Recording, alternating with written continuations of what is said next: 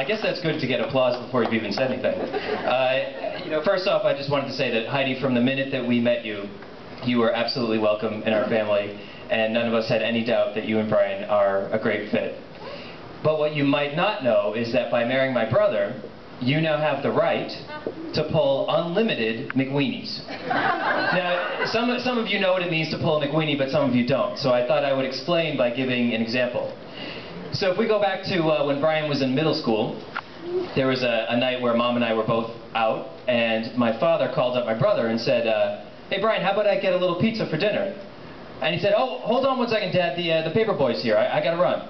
So he goes and pays the paper boy, and then forgets that he had my dad on the phone.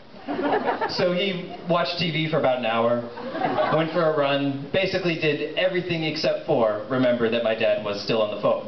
So my dad is at work, trying not to look like Bad Parent 101, saying, "Brian! Brian!" But no Brian. So eventually, and the problem too is that there were no cell phones back in these days, so he had no way of reaching my brother.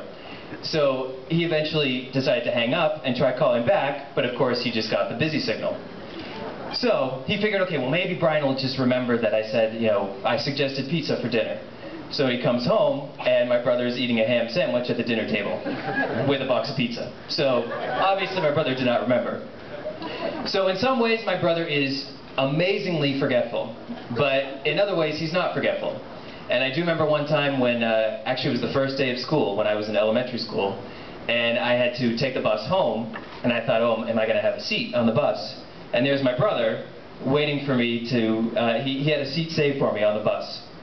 And while most brothers would probably be waiting to plot how they were going to give their younger brother their first public wedgie, Brian was, he was there. He was there for me, and I have absolutely no doubt that he'll be there for Heidi.